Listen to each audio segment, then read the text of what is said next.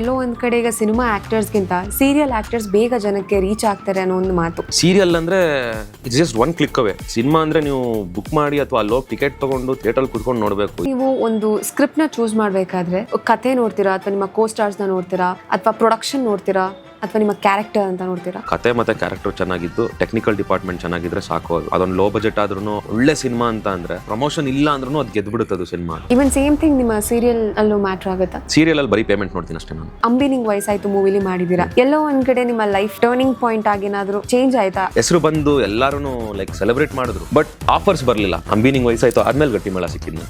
So ಆ movie ನಂತರ ಬೇರೆ ಯಾವ ಮೂವಿ ಮಾಡಿದ್ರಿ? ಮಂತ್ಲಿ ಒಂದು 15 days ಗಟ್ಟಿ ಮೇಳ ಇದ್ರೆ ಇನ್ 15 days ಸಿನಿಮಾ ಮಾಡ್ತಾ ಇದ್ದೆ. That is Bangalore boys, hostel ಹುಡುಗರು ಮಾಡ್ತಾ ಇದ್ದೆ. ಅದಾದ್ಮೇಲೆ ಮರೀಚಿ ಮಾಡಿದೆ ವಿಜಯ ರಾಘವೇಂದ್ರ ಸರ್ ಜೊತೆ ನೆಗೆಟಿವ್ ಲೀಡ್ ಆಗಿ.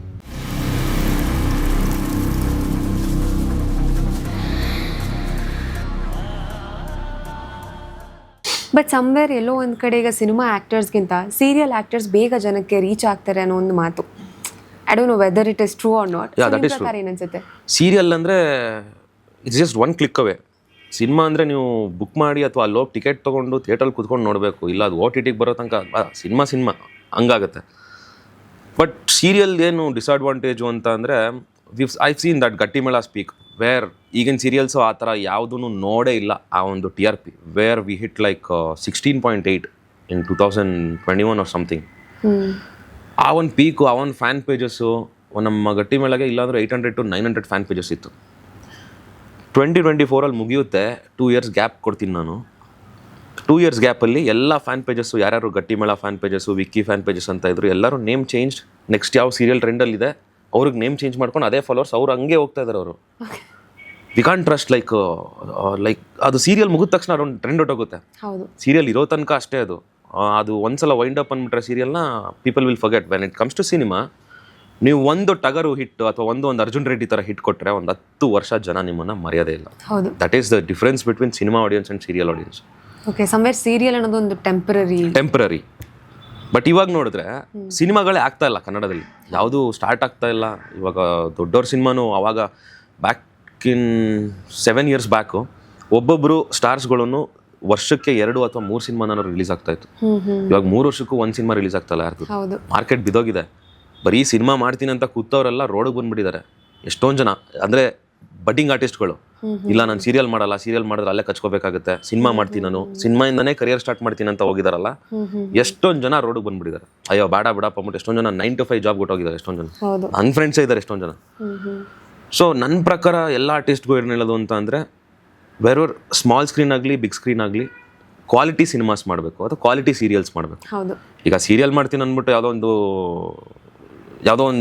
ಚೆನ್ನಾಗಿಲ್ದೇ ಇರೋ ಚಾನಲ್ ಅಥವಾ ರೀಚ್ ಇಲ್ದೇ ಇರೋ ಚಾನಲ್ಗೆ ಹೋಗ್ಬಿಟ್ಟು ಮಾಡಿದ್ರೆ ಚೆನ್ನಾಗಿರಲ್ಲ. ಅದು where the top 2 or top 3 channels, ಇವಾಗ ಸಿನಿಮಾಲೂ ಅಷ್ಟೇ, where the top 5 production house, top 10 production house ಅಂಥವ್ರೇನೆ ಒಳ್ಳೊಳ್ಳೆ ಕ್ವಾಲಿಟಿ ಸಿನಿಮಾ ಕೊಡೋದು.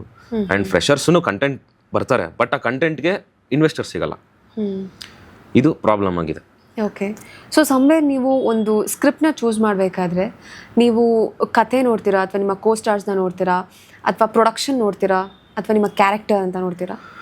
ಕತೆನೂ ನೋಡ್ತೀನಿ, ಪ್ರೊಡಕ್ಷನ್ ಹೌಸ್ ಜಾಸ್ತಿ ಕಾನ್ಸಂಟ್ರೇಟ್ ಮಾಡಲ್ಲ. ಕತೆ ಮತ್ತು ಕ್ಯಾರೆಕ್ಟರ್ ಚೆನ್ನಾಗಿದ್ದು ಟೆಕ್ನಿಕಲ್ ಡಿಪಾರ್ಟ್ಮೆಂಟ್ ಚೆನ್ನಾಗಿದ್ರೆ ಸಾಕು. ಅದು ಲೈಕ್ ಅದೊಂದು ಲೋ ಬಜೆಟ್ ಆದ್ರೂ ಅದೊಂದು ಒಳ್ಳೆ ಸಿನಿಮಾ ಅಂತ ಅಂದರೆ ಬಂದ್ಬಿಡುತ್ತದೆ. ಹೆಂಗಾದ್ರು ಅದು ಪ್ರಮೋಷನ್ ಇಲ್ಲ ಅಂದ್ರೂ ಅದು ಗೆದ್ಬಿಡುತ್ತದೆ ಸಿನಿಮಾ. ಅದು ಇವನ್ ಸೇಮ್ ಥಿಂಗ್ ನಿಮ್ಮ ಸೀರಿಯಲ್ ಅಲ್ಲೂ ಮ್ಯಾಟ್ರ್ ಆಗುತ್ತಾ? ಸೀರಿಯಲಲ್ಲಿ ಬರೀ ಪೇಮೆಂಟ್ ನೋಡ್ತೀನಿ ಅಷ್ಟೇ ನಾನು. ನಾನು ಎಲ್ಲ ಚಾನಲಲ್ಲೂ ವರ್ಕ್ ಮಾಡ್ಬಿಟ್ಟಿದ್ದೀನಿ. ಕಸ್ತೂರಿಂದ ಹಿಡಿದು ಝೀ ತನಕ ವರ್ಕ್ ಮಾಡ್ಬಿಟ್ಟಿದ್ದೀನಿ ನಾನು. Wherever they pay me high I will go there ಅಷ್ಟೇ.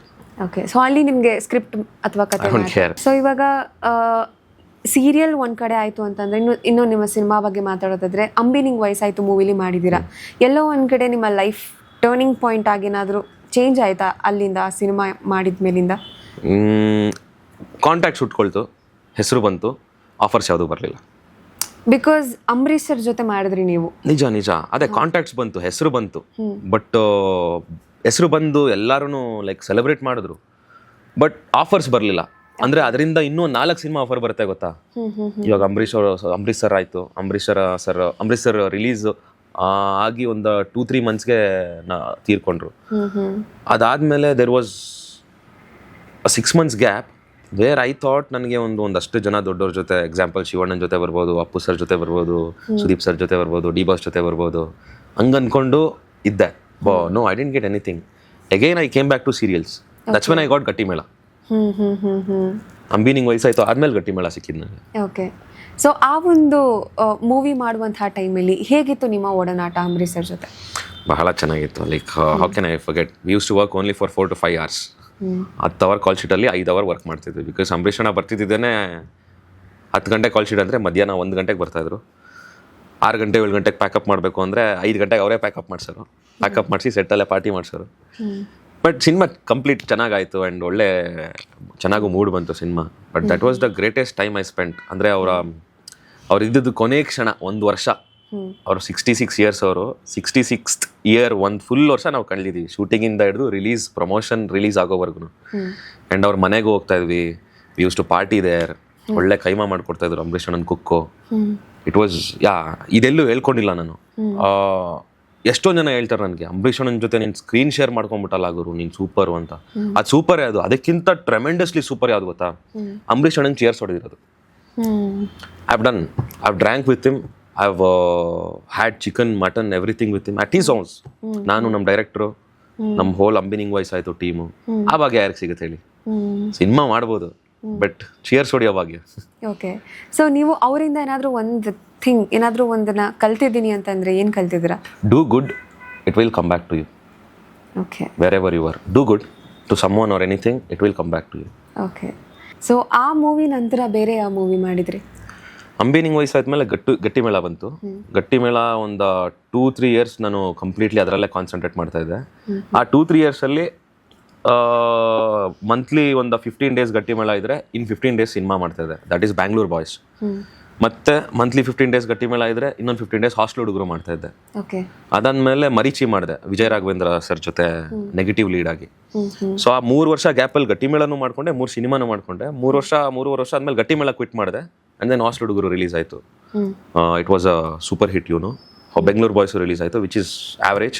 Marichi also okay cinema. ಅದಾದಮೇಲೆ just went on. Okay. So ಇವಾಗ ನೀವು ಸೀರಿಯಲಲ್ಲಿ ಇದ್ದೇನೆ ಸಿನಿಮಾನು ಮಾಡ್ತಾ ಇದ್ರಿ. ಸೊ ಇವಾಗ ನೀವು ಸಿನಿಮಾನು ಮಾಡಬೇಕಾದ್ರೆ ನಿಮ್ಮ ಸೀರಿಯಲ್ ಟೀಮ್ ಹೇಗೆ ನಿಮಗೆ ಸಪೋರ್ಟಿವ್ ಆಗಿತ್ತು? They new. ಅಂದರೆ ಸೀರಿಯಲ್ ನಾನು ಮಾಡ್ತಿರೋದು ಕಮಿಟ್ಮೆಂಟ್ಗಷ್ಟೇ. ಬಿಕಾಸ್ ನಮ್ಮ ಅಪ್ಪ ಏನೊಂದು 50 ಎಕರೆ ಇಟ್ಟಿಲ್ಲ, ಅಥವಾ ಯಾವುದೋ ಒಂದು ಫ್ಯಾಕ್ಟ್ರಿ ಇಟ್ಟಿಲ್ಲ. ನಂಗೆ ಸೀರಿಯಲ್ ಬೇಡ ಬಿಡುಗು, ನನ್ನ ಮನೇಲಿ ಒಂದು 2-3 ಕೋಟಿ ಇದೆ, ನಾನು ಆರಾಮಾಗಿ ಸಿನಿಮಾ ಮಾಡಿಕೊಂಡು ನಮ್ಮ ಅಪ್ಪನ ದುಡ್ಡೆ ಒಂದು ಸೀರಿಯಲ್ ಸಿನಿಮಾ ಪ್ರೊಡ್ಯೂಸ್ ಮಾಡ್ಕೊಂಡಿರ್ತೀನಿ ಅನ್ನೋಕ್ಕೆ I have a lot of commitment. I have sister, I have to take care of my mother, and I am single parent. ಮತ್ತು I have to take care of my self, my expenses. So ಅದಕ್ಕೆ serial ಬೇಕೇ ಬೇಕು. So serial ಎಂದಿಗೂ ಮಾಡ್ತಾನೆ ಇರ್ತೀನಿ. But one time I will stop acting in serial and start producing it. That's my next 3 years aim. So ನಿಮಗೆ ಒಂದು serial produce ಮಾಡಬೇಕಂತನೂ ಕೂಡ ಆಸೆ ಇದೆ? ಸೀರಿಯಲಲ್ಲಿ ಪ್ರೊಡ್ಯೂಸ್ ಆಗಿರಬೇಕು, ಸಿನಿಮಾದಲ್ಲಿ ಆ್ಯಕ್ಟಿವ್ ಆಗಿರಬೇಕು. ಓಕೆ. ಸೊ ಬಟ್ ಇವಾಗ ಸದ್ಯಕ್ಕೆ ನಿಮ್ಮ ಒಂದು ಲೈಫ್ ಲೀಡ್ ಮಾಡೋಕ್ಕೆ ನೀವು ಸೀರಿಯಲ್ ಮೇಲೆ ಡಿಪೆಂಡ್ ಆಗಿದ್ದೀರಾ? Of course. ಸೀರಿಯಲ್ ಇಲ್ಲ ಅಂದರೆ it would be very hard. Cinema ಸೀಸನಲ್ಲೂ ಒಂದೊಂದ್ಸಲ ಬರುತ್ತೆ, 3 ಆಫರ್ ಬಂದ್ಬಿಡುತ್ತೆ. ಒಬ್ರು ಸೀರಿಯಲ್ಸ್ ಒಬ್ರು ಸಿನಿಮಾ ಅಡ್ವಾನ್ಸ್ ಕೊಟ್ಬಿಟ್ಟು ಸ್ಟಾರ್ಟ್ ಮಾಡ್ತಾರೆ. ಓಕೆ. ಒಂದು 10 ದಿನ ಮಾಡಿಬಿಟ್ಟು ನೆಕ್ಸ್ಟ್ ಡೇಲಿ ಯಾವಾಗ ಸರ್ ಅಂದರೆ ಪ್ರೊಡ್ಯೂಸರ್ಗೆ ಏನೋ ಪ್ರಾಬ್ಲಮ್ ಅಂತ ಹೇಳ್ತೀವಿ ಅಂತ ಹೊರಟೋಗ್ತಾರೆ ಹಿಂಗೆ.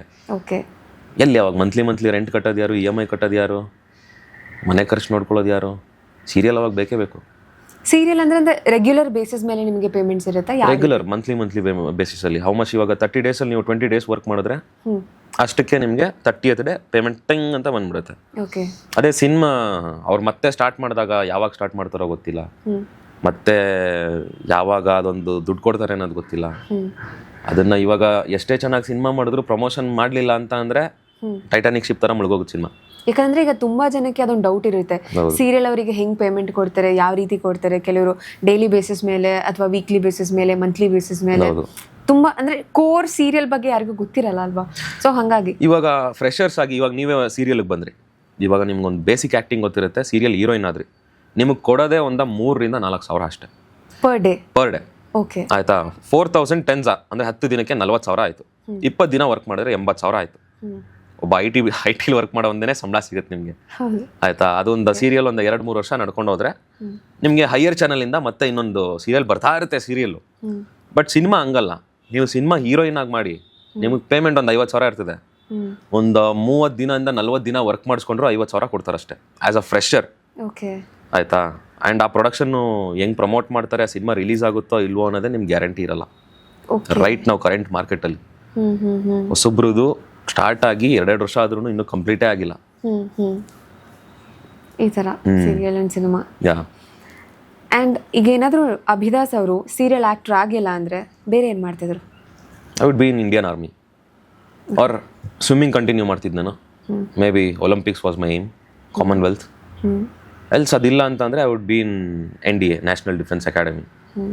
ಆರ್ಮಿ ಏನಕ್ಕೆ ಅಷ್ಟೊಂದು ಇಂಟ್ರೆಸ್ಟ್ ನಿಮಗೆ? ಐ ಡೋಂಟ್ ನೋ, ದೇಶಭಕ್ತಿ ಜಾಸ್ತಿ. ಲೈಕ್ ಚಿಕ್ಕ ವಯಸ್ಸಿಂದನೂ ಅಷ್ಟೇ ಇಂಡಿಯನ್ ಪೇಟ್ರಿಯಾಟಿಸಮ್ ಅಂತ ಅಂದರೆ ಯಾವಾಗಲೂ ನೀವು ಜನಗಣಮನ ಬಂದರೆ ರೋಡಲ್ಲಿ ನಿಲ್ಸ್ಬಿಟ್ಟು ನಾನು ಸುಮ್ಮನೆ ಸೈಲೆಂಟಾಗಿ ನಿಂತ್ಕೊಳ್ತೀನಿ. That's what every Indian should do, but I do it even more seriously. Okay, so ನಿಮಗೆ ತುಂಬಾ ಇಷ್ಟ. ಆ್ಯಂಡ್ ಆಲ್ಸೋ ಇವಾಗ when it comes to personal life and professional life, how do you balance? Personal ಲೈಫ್ಗೆ ಟೈಮೇ ಸಿಗ್ತಾ ಇಲ್ಲ actually. ಸೀರಿಯಲ್ದು ಅದೊಂದು disadvantage. Because ಬೆಳಿಗ್ಗೆ 8 ಗಂಟೆಗೆ ಕರೆದ್ರೆ ಅವರು ನೈಟ್ 10 ಗಂಟೆಗೆ ಕಳಿಸ್ತಾರೆ. ನೀವು ಆ ಬೆಳಿಗ್ಗೆ 10 ಗಂಟೆ ಆದಮೇಲೆ ನೀವು ಮನೆಗೆ ಹೋದರೆ ನಿಮಗೆ ಒಂದು ನಿಂತ್ಕೊಳ್ಳೋಕ್ಕೂ ತಾಕತ್ತಿರಲ್ಲ, ತಬಾಕೊಳ್ತಾ ಇರ್ತೀರ ಅಷ್ಟೇ. ಆ 8 ಗಂಟೆ ಮುಂಚೆ ಏನು ಮಾಡಬೇಕು? ಜಿಮ್ಗೆ ಹೋಗಬೇಕು, ಬಾಡಿಗೆ ಏನೇನು ಬೇಕೋ ಆ ಒಂದು ಡಯಟ್ ಫುಡ್ ಎಲ್ಲ ಪ್ಯಾಕ್ ಮಾಡ್ಕೊಂಡು ಸೆಟ್ಗೆ ಹೋಗಬೇಕು. ಸೆಟ್ಟಲ್ಲಿ ಅಲ್ಲಿ ಇಲ್ಲಿ ತಿನ್ಕೊಂಡು ಅಥವಾ ಸೆಟ್ಟಲ್ಲಿ ಏನಾದ್ರೂ ಫ್ರೀ ಟೈಮ್ ಸಿಕ್ಕಿದ್ರೆ ಮಲ್ಕೋಬೋದು ಅಷ್ಟೇ. ಅದು ಬಿಟ್ಟರೆ ಇಲ್ಲ. ಬಟ್ ಸಿನಿಮಾ ಹಂಗಲ್ಲ. Cinema is not that stressful. Cinema ಬೆಳಿಗ್ಗೆ 10 ಗಂಟೆ 9 ಗಂಟೆ ಕರೀತಾರೆ, ಸಂಜೆ 5:30 6 ಗಂಟೆಗೆ ಪ್ಯಾಕಪ್ ಮಾಡಿಬಿಡ್ತಾರೆ. ದಿನಕ್ಕೆ 1 ಶಾಟು ಅಥವಾ 1 ಸೀನು ಅಥವಾ 1.5 ಸೀನ್ ಶೂಟ್ ಮಾಡ್ತಾರೆ. ಆದರೆ ಸೀರಿಯಲಲ್ಲಿ 10 ಸೀನ್ ಶೂಟ್ ಮಾಡ್ತಾರೆ. ಬಿಕಾಸ್ ಟೆಲಿಕಾಸ್ಟ್ ಆಗಬೇಕಲ್ಲ. ಸಿನಿಮಾಲೇನು ಅರ್ಜೆಂಟ್ ಇರಲ್ಲ, ರಿಲೀಸ್ ಡೇಟ್ ಯಾವಾಗಲೂ ಇರುತ್ತೆ. ಬಟ್ ನಾವು ಇವತ್ತು ಶೂಟ್ ಮಾಡಿರೋದು ಮಂಡೇ ಟೆಲಿಕಾಸ್ಟ್ ಅಂತ ಅಂದಮೇಲೆ ಇವತ್ತು ಫುಲ್ ಡೇ ಇಟ್ಕೊಂಡು ರುಬ್ತಾರೆ ನಮ್ಮ. ಓಕೆ. ಸೊ ಸೀರಿಯಲೆಲ್ಲ ಹೇಗೆ ಅಂದರೆ ಯಾವ ರೀತಿ ಬ್ಯಾಕಪ್ಸ್ ಇಟ್ಕೊಂಡಿರ್ತಾರೆ? ಅಥವಾ ನಾಳೆ ರಿಲೀಸ್ ಮಾಡಬೇಕಂದ್ರೆ ಹಿಂದಿನ ದಿನ ಶೂಟ್ ಆ ಥರ ಏನಾದರೂ ನಡೆಯುತ್ತಾ? ಅಟ್ಲೀಸ್ಟ್ ಒಂದು 10-15 ಡೇಸ್ ಇರುತ್ತೆ. 10-15 ಡೇಸ್. ಇವತ್ತು ಶೂಟ್ ಮಾಡಿರೋದು ಒಂದು 15 ಡೇಸ್ ಆದ್ಮೇಲೆ ಬರ್ಬೋದು, 1 ವೀಕ್ ಆದ್ಮೇಲೆ ಬರ್ಬೋದು, ಅಥವಾ 1 ಮಂತ್ ಆದ್ಮೇಲೆ ಬರ್ಬೋದು. ಓಕೆ. ಸೊ ಅದು ಅಕಾರ್ಡಿಂಗ್ಲಿ ಪ್ಲಾನ್ ಮಾಡಿರ್ತೀರಾ ಅಥವಾ ಜಸ್ಟ್ ಸ್ಪಾಟಲ್ಲಿ ಏನಾದರೂ ಚೇಂಜಸ್? ಸೇವಿಂಗ್ಸ್ ಮಾಡ್ಕೊಂಡಂಗೆ. ಅಂದರೆ ಬ್ಯಾಂಕಿಂಗ್ ಅಂತಂದರೆ ಸೇವಿಂಗ್ಸ್ ಮಾಡ್ಕೊಂಡಂಗೆ. ಇವಾಗ ನೀವು ಈ ವರ್ಷ ಮಳೆ ಬಂತು, ನೆಕ್ಸ್ಟ್ ವರ್ಷ ಮಳೆ ಬರೋ ತನಕ ಇವಾಗ ಮಧ್ಯದಲ್ಲಿ ಸಮ್ಮರ್ ಬರುತ್ತಲ್ಲ, ಅಲ್ಲಿಗೆ ನೀರು ಸೇವ್ ಮಾಡ್ಕೊಳ್ತೀರಲ್ಲ, ಹಂಗೆ. ಓಕೆ. ಯಾಕಂದರೆ ತುಂಬ ಕಡೆ ಕೇಳಿರೋದು ಇದೆ, ಕೆಲವೊಂದು ಸೀನ್ಸ್ನ ನಾವು 1-2-3 ಡೇಸ್ ಮುಂಚೆ ಅಂತ ಶೂಟ್ ಮಾಡಿ ಅದಾದಮೇಲೆ ಟೆಲಿಕಾಸ್ಟ್ ಮಾಡಿ. ಅವಾಗ ಬ್ಯಾಂಕಿಂಗ್ ಇರಲ್ಲ ಅವ್ರಿಗೆ, ಬ್ಯಾಂಕಿಂಗ್ ಇರಲ್ಲ.